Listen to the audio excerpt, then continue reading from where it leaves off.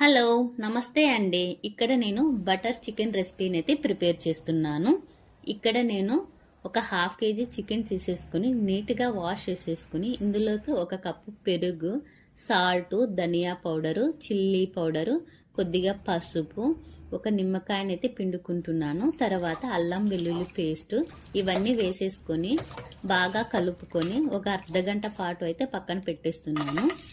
తర్వాత ఒక ప్యాన్ తీసేసుకొని ఇందులో కొద్దిగా బటర్ వేసేసుకొని కొద్దిగా బటర్ అంతా బాగా కరిగాక మనం మ్యారినేట్ చేసి పెట్టుకుని ఈ చికెన్ ఇందులోకి వేసేసుకొని బాగా అయితే బాయిల్ చేసేసుకోవాలి.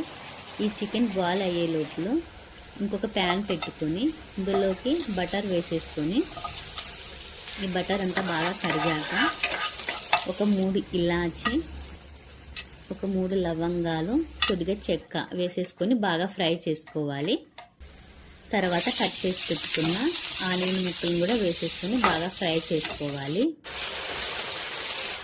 అలాగే కొన్ని జీడిపప్పులు కూడా వేసుకోవాలి.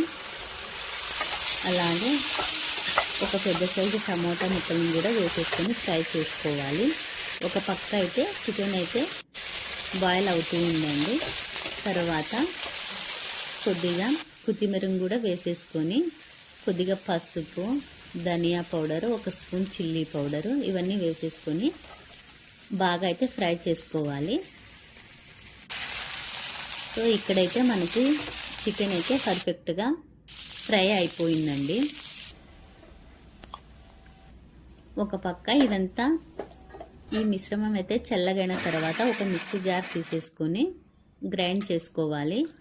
ఇలా గ్రైండ్ చేసుకున్న ఈ పేస్ట్ని అదే ప్యాన్లోకి వేసేసుకొని బాగా బాయిల్ చేసేసుకొని బాయిల్ అయినాక మనం ఫ్రై చేసి పెట్టుకున్న ఈ చికెన్ కూడా ఇందులోకి వేసేసుకొని ఒకసారి అయితే బాగా కలుపుకోవాలి. ఇలాంతా బాగా కలుపుకొని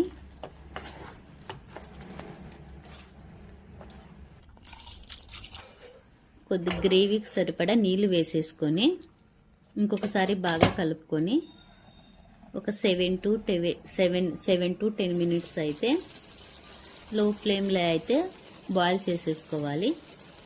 సో ఇక్కడైతే మనకు బటర్ చికెన్ రెసిపీ అయితే రెడీ అయిపోయిందండి. లాస్ట్లో కొద్దిగా కసూరి మేతి వేసుకుంటే రెడీ అయిపోయినట్లే.